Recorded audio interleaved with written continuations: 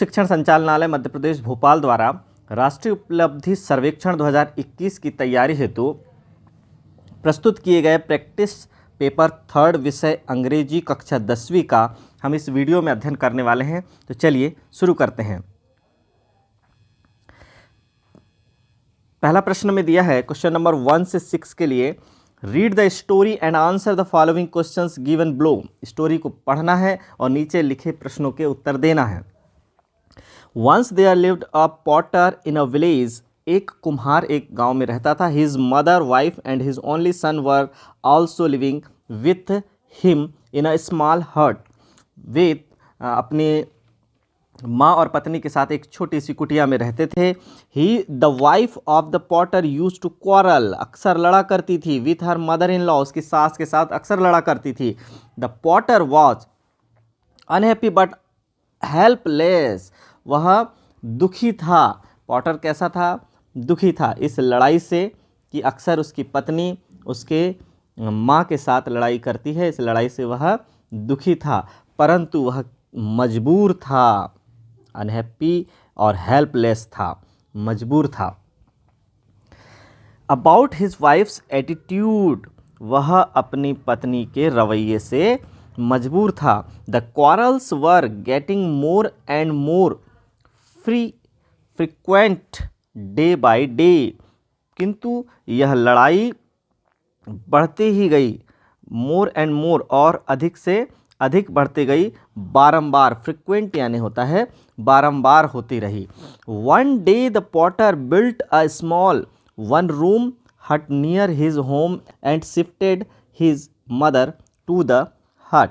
एक दिन कुम्हार ने यह किया कि उसकी माँ को अपने झोपड़ी के निकट एक रूम बनाकर वहाँ पर शिफ्ट कर दिया, स्थानांतरित कर दिया। His wife made a small earthen. उसकी पत्नी ने एक छोटा मिट्टी का बर्तन, earthen pot, to supply food for the old lady. इस बूढ़ी महिला के लिए एक छोटा मिट्टी का बर्तन तैयार किया। Every day the old lady had to wait at the door of the kitchen for food. हर दिन उस महिला को या उस बूढ़ी महिला को अपने भोजन के लिए अपने डोर पर इंतज़ार करना पड़ता था, किचन के डोर पर इंतज़ार करना पड़ता था। Her daughter in law used to drop the left over food into the pot. उसकी डॉटर इन लॉ या उसकी बहू अक्सर अक्सर drop the left over food into the pot. बचा हुआ भोजन, लेफ्ट ओवर, बचा हुआ भोजन ही उस बर्तन में देती थी। The potter's son watched this activities. Potter का बेटा अक्सर इस एक्टिविटी को देखा करता था। ऑफ हिज मदर, उसकी माँ की इस एक्टिविटी को देखा करता था। He like his grandma very much. One day he began to make a pot. वह अपनी दादी को बहुत प्यार करता था। उसने एक दिन एक पॉट बनाना स्टार्ट किया, मटका बनाना स्टार्ट किया। His mother asked him. उसकी माँ ने उससे पूछा, why are you making this pot? तुम इस घड़े को क्यों बना रहे हो? Only for you mother. मैं केवल आपके लिए बना रहा हूँ माँ। This small boy answered innocently. इस छोटे लड़के ने जवाब दिया, इनोसेंटली जवाब दिया। When you grow old like my grandma. जब आप मेरी दादी के बराबर बूढ़ी हो जाएंगी, this pot will be useful for you. यह आपके लिए उपयोगी होगा। I do keep it safely for that day. मैं इसे सेफली रखूँगा उन दिनों के लिए। The words only for you mother. ये शब्द केवल आपके लिए हैं माँ। Kept ringing in the years of the daughter in law. ये शब्द उस डॉटर इन लॉ या बहू के कान में गूंजने लगे। This made her think about her behaviour towards her mother in law. वह समझ गई कि यह सब घटित हो रहा है उसकी मदर इन लॉ के प्रति उसके व्यवहार के कारण। She realised her ill treatment and apologised to the old lady. उसे अपनी गलती का एहसास हुआ और उस बूढ़ी महिला से उसने माफ़ी मांगी। She took the old lady back to home, उसने उस सास को वापस अपने घर लाई। And treated her with love thereafter, और उसके बाद उसे अपने प्यार स्नेह से चाहने लगी। आंसर द फॉलोइंग क्वेश्चंस, इन प्रश्नों के हमें उत्तर देना है। क्वेश्चन नंबर 1 है, potter's mother, wife and his only son were also living with him in a, कहाँ रहते थे?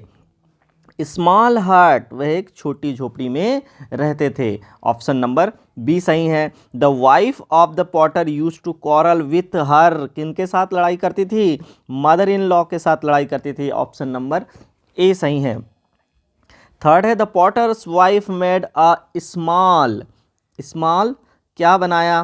पॉटर्स वाइफ ने एक स्मॉल पॉट, अर्थन पॉट बनाया था। तो हम यहाँ लिखेंगे ऑप्शन नंबर डी यहाँ सही है। The story teaches us to, यह कहानी हमें क्या शिक्षा देती है? Love and respect our elders, हमें अपने बूढ़ों की रिस्पेक्ट करनी चाहिए। ऑप्शन नंबर बी यहाँ पर सही है। 5वें नंबर का क्वेश्चन है, the boy was making the pot for, boy किसके लिए पॉट बना रहा था?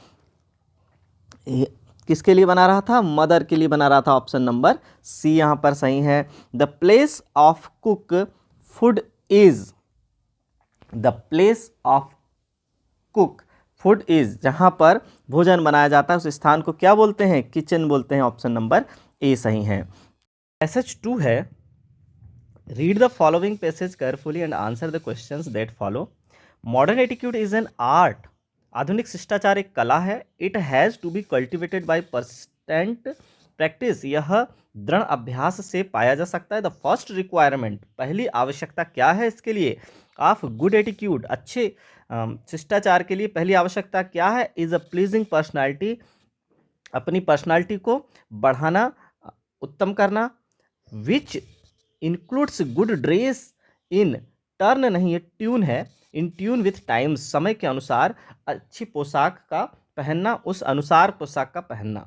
आफ्टर दीज बेसिक रिक्वायरमेंट, यह आधारभूत आवश्यकता के बाद, are in place, the person desiring to learn the art of attitude must develop the power of speech, बोलने की शक्ति को बढ़ावा देना मुख्य है। इसके बाद to be a good communicator, एक अच्छा कम्युनिकेटर, एक अच्छा बोलने वाला बनने के लिए, he must have a smooth accent in the language in which he converse, जो भी वह उच्चारण करता है उससे वह बहुत ही अच्छी तरीके से प्रस्तुत कर सके। Modern attitude includes having a clear idea of the day to day topics, आधुनिक शिष्टाचार में डे टू डे टॉपिक्स, दिन ब दिन के टॉपिक्स पर हमें पूर्ण नॉलेज होना चाहिए। हैपनिंग्स इन द सोसाइटी, जो भी सोसाइटी में घटित हो रहा है, और इन द कम्युनिटी या समाज में घटित हो रहा है, इन विच वन लिव्स, जहाँ भी हम रहते हैं उसके अनुसार हमें खुद को ढालना है। These ideas enable a person to be interesting and entertaining, ये आइडिया एक व्यक्ति को रुचिकर और मनोरंजक बनाते हैं। एट वेरियस फंक्शंस, कई प्रकार के फंक्शंस में, डिनर्स जैसे कि dinners and entertaining at evening parties, dinner हो चाहे मनोरंजन के लिए की गई शाम की पार्टियां हो, और इन द क्लब्स या कोई क्लब्स हो। To be sociable is a great asset in society, कि हम हर जगह सोसाइटी में सम्मान पाते हैं और यही हमारी संपत्ति है। A sociable man being popular can crack good jokes when there in a occasion for them, जो भी ओकेजन होते हैं, कार्यक्रम होते हैं, उनमें अच्छे जोक्स या अच्छी बातें उस व्यक्ति को पॉपुलर बनाती है। Can raise interesting issues for discussion and win friends and admirers, interesting issues में अपने विचार रखकर लोगों के बीच में हम प्रशंसा पाते हैं। लेते हैं प्रश्न number 7। Modern attitude is an art. Option number C यहाँ पर सही है। Modern attitude is an art. फिर देखते हैं पावर ऑफ, 8 नंबर का प्रश्न है, पावर ऑफ स्पीच डेवलप्स, क्या डेवलप करता है power of speech? Good communication. Option number D. फिर लेते हैं number 9, modern attitude includes having a clear ideas of the day to day topics. Option number B सही है। Being famous means to be, यहाँ प्रसिद्धि से क्या मतलब है? पॉपुलर होने से है। ऑप्शन नंबर सी सही है। क्वेश्चन नंबर 11 है, the synonyms for progress in the passage is, इस पैसेज में प्रोग्रेस के लिए कौन से सिनोनिम्स का प्रयोग किया गया है? तो प्रोग्रेस के लिए क्या प्रयोग किया गया है? डेवलप का प्रयोग किया गया है। ऑप्शन नंबर सी सही है। To be sociable is a great blank in society, तो क्या आएगा ब्लैंक में? Asset. Question number 13 to 18, study this advertisement and answer the questions given below. Your attention please, कृपया ध्यान दीजिए। यंग बॉयज एंड गर्ल्स, युवा लड़के एवं लड़कियां, say no to junk fast food, junk food fast food को no कह दीजिए। Do you know some bitter truths about junk food, क्या आप कुछ कड़वे सच जानते हैं जंक फूड के बारे में? Fast food Yeats fast into your pockets, fast food आपके पॉकेट को जल्दी से खा जाते हैं। Junk food is fit for junk yard, और ये जंक फूड से जंक यार्ड होता है। And not for your belly, यह आपके पेट के लिए सही नहीं है। Fast junk food invites unwelcome guest, ये अनवेलकम गेस्ट को इनवाइट करते हैं, जैसे asthma, high blood pressure, diabetes, cancer आदि। No food like homemade food, कोई भी फूड घर में बने हुए भोजन के जैसा नहीं होता। It comes with a double bonus, यह डबल बोनस के साथ मिलता है। Mom's love and nutrition value, माँ का प्यार और न्यूट्रिशन वैल्यू दोनों हमें यहाँ पर मिलती हैं। चलिए लेते हैं question number 13, the given advertisement is seeing the attention, seeking the attention of young boys and girls, यह किन्हें समझा रहा है? यंग बॉयज एंड गर्ल्स को। द गिवन एडवर्टाइजमेंट से नो टू जंक और fast food. How homemade food comes with double bonus, कौन से डबल बोनस के साथ मिलता है हमें घर का भोजन? Mom's love and nutritional value. Question number 16, junk food is fit for, junk food किस लिए फिट होता है? Junkyard. Option number B. Question number 17 है, unwelcome guest stands for, unwelcome guest किसे कहा गया है? डिजीज को कहा गया है, बीमारियों को कहा गया है। क्वेश्चन नंबर 18 है, this advertisement is issued in public interest, किसके लिए इशू किया गया है? पब्लिक के लिए इशू किया गया है। 19 to 24, read the passage carefully and answer the following questions. Passage को पढ़ना है और नीचे दिए गए प्रश्नों के उत्तर देना है। There are many different kinds of musical instruments, कई अनेक प्रकार के म्यूजिकल इंस्ट्रूमेंट्स होते हैं। They are divided into 3 main classes, 3 मुख्य भागों में उन्हें बांटा गया है। According to the way they are played, जिस स्थान से वो प्लेड होते हैं, बजते हैं, उस आधार पर 3 भागों में बांटा गया है। फॉर एग्जाम्पल, उदाहरण के लिए, some instruments are played by blowing air into them, ये हवा के बहाव से बचते हैं। These are called wind instruments, इन इंस्ट्रूमेंट्स को हम हवा इंस्ट्रूमेंट्स या हवा से बजने वाले इंस्ट्रूमेंट्स कहते हैं। In some of these the air is made to vibrate inside a wooden tube and this are said to be of the woodwind family, ये वुडविंड फैमिली के कहलाते हैं क्योंकि यह लकड़ी के ट्यूब के अंदर हवा के बहाव के कारण बचते हैं। The examples of this family are the flute बांसुरी, द क्लैरिनेट शहनाई and the bassoon. Other instruments are made of brass, दूसरे प्रकार का इंस्ट्रूमेंट क्या है जो कि पीतल से बने होते हैं? द ट्रम्पेट, तुरही या पाइप वाले, and the horn are the examples. Trumpet और हॉर्न इसका एग्जाम्पल है। There are also various wind instruments such as the mouth organ and the bagpipes. Mouth organ और बैकपाइप्स भी इसी प्रकार के इंस्ट्रूमेंट हैं। Some instruments are played by banging. कुछ इंस्ट्रूमेंट्स जो पिटाई करके या ठोकने से बजते हैं। और striking, striking means strike means तो हड़ताल होता है, लेकिन इस तरह के यानी ठोकने से जो बचते हैं, striking them. One obvious example is the drum of which there are various kinds. ऐसे के बहुत सारे उदाहरण हैं। Instruments like this are called percussion instruments. इस तरह के इंस्ट्रूमेंट्स को परक्यूजन इंस्ट्रूमेंट कहते हैं, अर्थात प्रहार करने वाले इंस्ट्रूमेंट्स कहलाते हैं। The last big group of instruments, अंतिम वाद्य यंत्रों का जो समूह है, are the one which have strings. अंतिम प्रकार का जो समूह है वह है जिसमें तार होते हैं, strings. There are two main kinds of strings instruments. मुख्य रूप से दो प्रकार के स्ट्रिंग इंस्ट्रूमेंट्स होते हैं।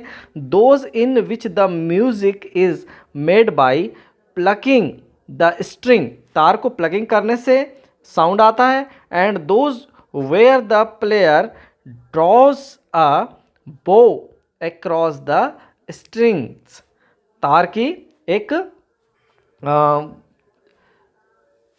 तीर कमान बनाता हो, बॉस बनाता हो। Examples of the former are the harp and the guitar and that of the latter are the violin and the चेलो।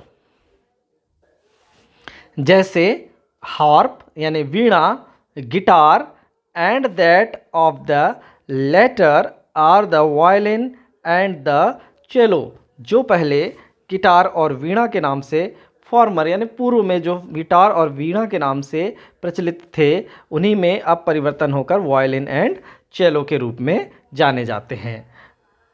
अब लेते हैं प्रश्न number 19। The musical instruments are divided into man.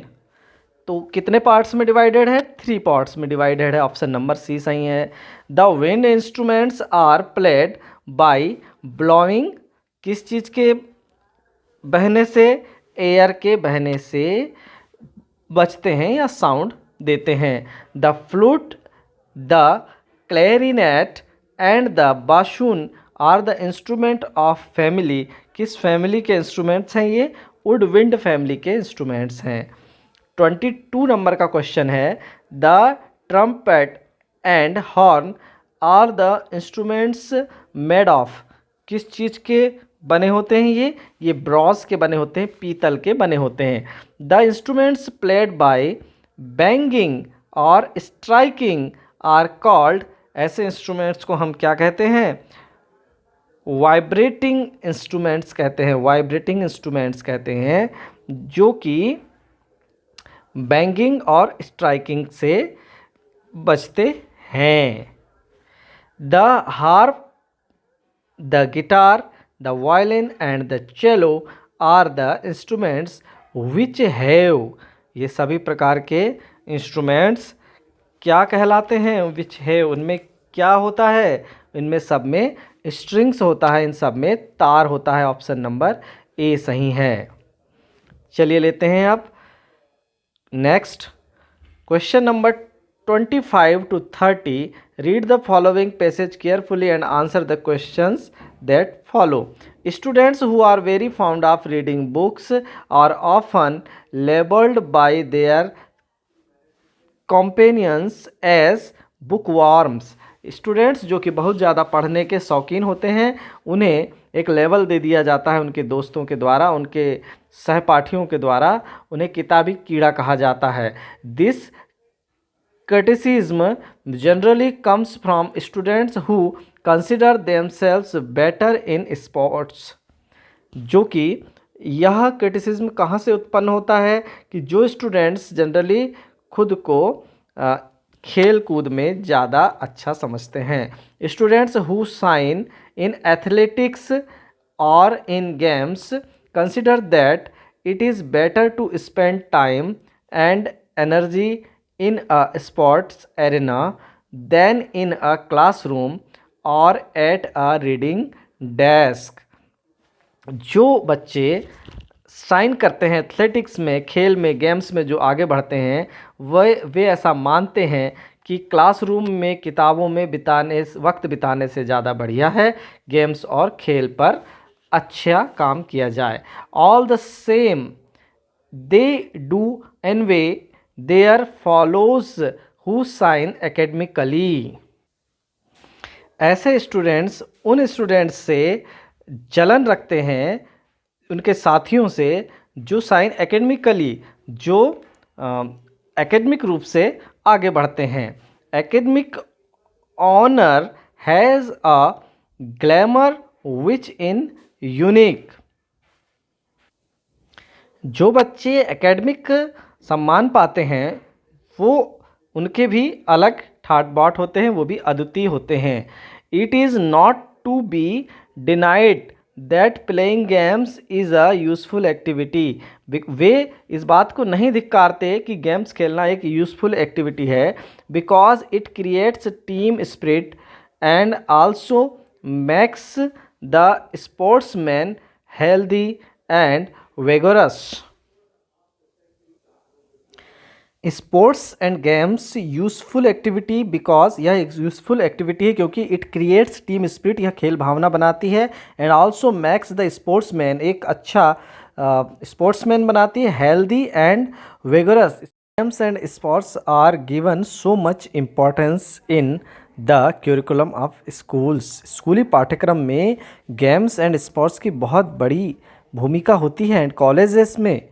But studies should not be neglected, परंतु अध्ययन को, पढ़ाई को नेग्लेक्ट नहीं किया जा सकता, नकारा नहीं जा सकता। And should be given due importance along with other activities. Other activities के साथ इसे भी महत्व देना अनिवार्य है। कनेक्टेड विथ एजुकेशन, एजुकेशन को महत्व देना अनिवार्य है। Let each type of activity have its own place, हर प्रकार की एक्टिविटी का खुद का स्थान है। इन आवर डेली रूटीन, हमारी डेली रूटीन में हर प्रकार की एक्टिविटी को अलग अलग स्थान प्राप्त है। Then only we will have students both academically sound and physically fit. हमें दोनों प्रकार के स्टूडेंट्स की आवश्यकता है जो एकेडमिक रूप से पढ़ें और फिजिकली फिट भी रहें। We want our education system to generate this synergy among our youth, हमारे यूथ में, हमारे युवाओं में इस गुण को बढ़ाना अति आवश्यक है। 25वें नंबर का प्रश्न देखिए। Students who are very fond of reading books are labelled as, उन्हें क्या कहा जाता है? आंसर नंबर बी सही है, उन्हें बुकवार्म्स कहकर पुकारा जाता है। 26वें नंबर का प्रश्न है। Students who shine in athletics और in games spend time and energy in a sports arena, में वो टाइम अपना बिताते हैं। ऑप्शन नंबर सी यहाँ पर सही है। 27 है। Academic honour has a glamour which is unique. Academic honour जो है वो दमखम के साथ अपना सम्मान पाते हैं, वह अद्वितीय है। फिर 28 नंबर का है। Playing games max the sportsman, game खेलने से स्पोर्ट्समैन को क्या होता है? हेल्दी एंड वेगरस बनता है, मजबूत बनता है।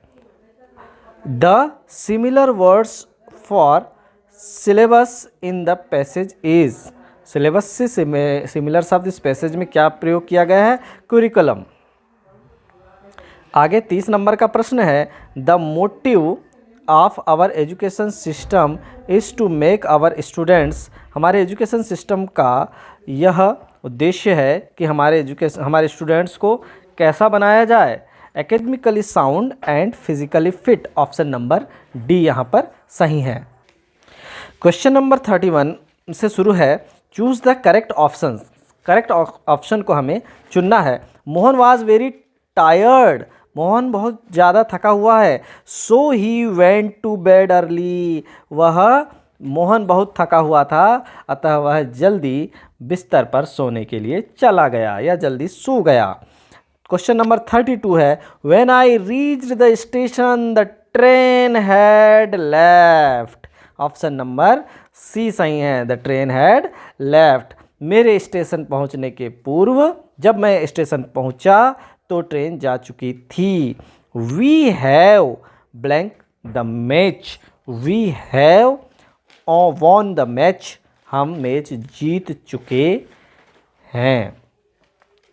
Shanu and Monu blank good friends, Sanu और Monu are good friends, Sanu और मोनू दोनों अच्छे दोस्त हैं। 35 नंबर है, blank are run fast you can win the match. If you run fast, यदि तुम तेज दौड़े तुम मैच जीत जाओगे। 36 है, सर प्लीज़ मे आई कम इन, क्या मैं अंदर आ सकता हूँ। ऑप्शन नंबर डी सही है, मे आई कम इन। 37 नंबर का प्रश्न है, blank is a good exercise. Swimming is a good exercise. Option number B सही है।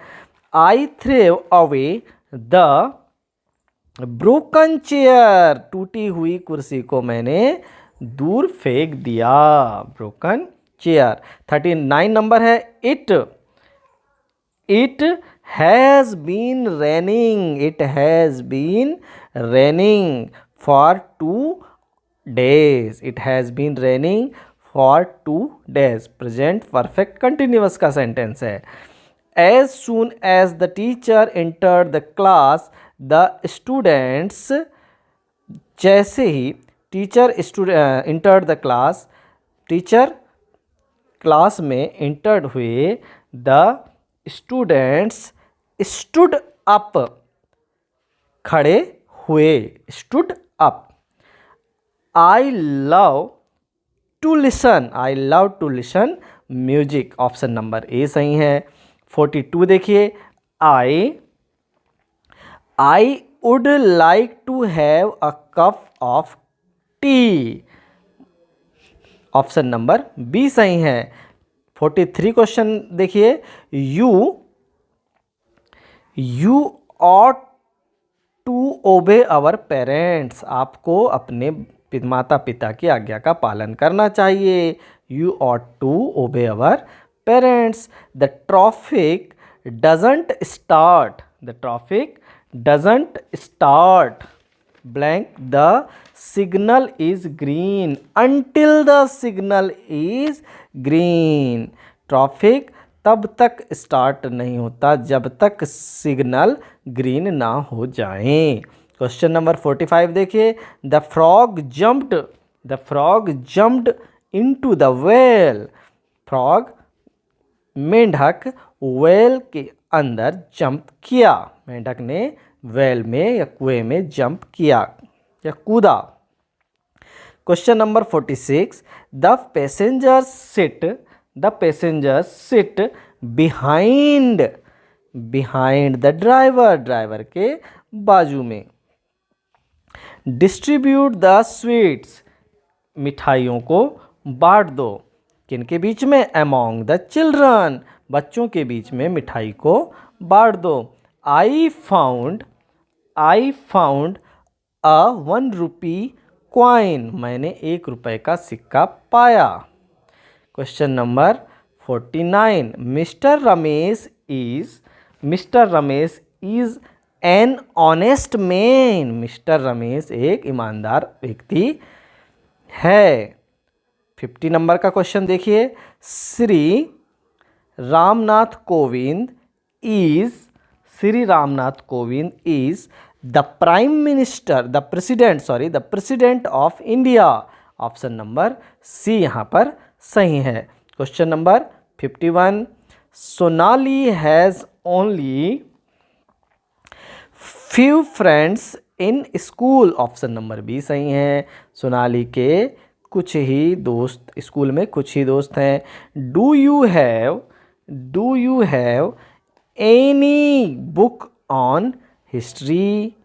क्या आपके पास हिस्ट्री की कोई पुस्तक है? क्वेश्चन नंबर 53 है, Anil goes to school. Anil जाता है school every day. Option number A सही है। Anil goes to school every day. 54 number का क्वेश्चन है, we must pay our taxes. हमें अपना आयकर अवश्य भरना चाहिए। 55, Mount Everest is highest peak. Mount Everest is the highest peak. Superlative degree में लिखेंगे, Mount Everest is the highest peak. सबसे बड़ी चोटी है, सबसे ऊंची चोटी है। 56 नंबर का क्वेश्चन है, the tea is too hot to drink. The tea is too hot to drink. फिर 57 नंबर में आइए, देखिए, please switch off the light. Please switch off the light. Option number D यहाँ सही है। He is poor. 58 नंबर है, he is poor but honest. He is poor but honest. Option number C सही है। अब देखते हैं 59 नंबर का question, Rohit will not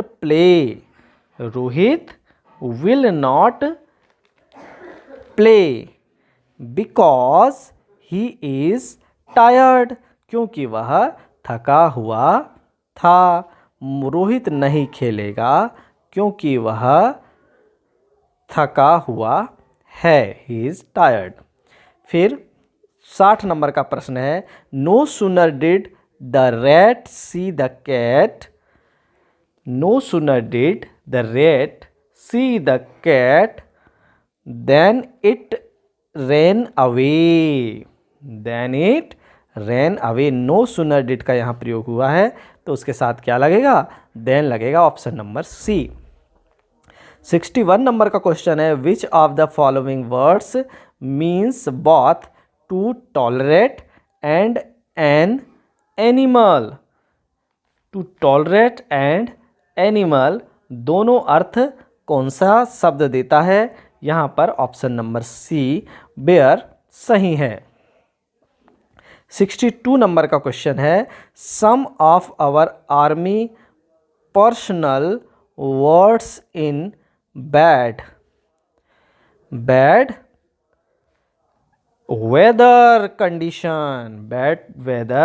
condition. Option number A यहाँ पर सही है। सही स्पेलिंग वेदर की WEATHER। ऑप्शन नंबर ए सही है। 63 नंबर का प्रश्न देखिए, 63, it snows many times every winter in Manali. कई बार मनाली में बर्फबारी होती है। मैनी टाइम्स, कई बार। क्वेश्चन 64 है, आई के साथ क्या आएगा? I play tennis every Sunday morning. मैं खेलता हूँ टेनिस एवरी संडे मॉर्निंग, हर रविवार की सुबह को। फिर 65 नंबर का प्रश्न है, she can't attend the phone because वह फोन अटेंड नहीं कर सकती क्योंकि she is having a bath. वह नहा रही है। फिर question number 6, babies, babies cry, babies देखिए थर्ड पर्सन प्लूरल नंबर के साथ ये वर्ब की फर्स्ट फॉर्म लगेगी। Babies cry when they are hungry, जब वे भूखे होते हैं तब वे रोते हैं बच्चे। 67 नंबर का देखिए, I am looking for my pen, have you seen it, मैं अपना पेन ढूंढ रहा हूँ, क्या तुमने इसे देखा है? ऑप्शन नंबर डी यहाँ पर सही है।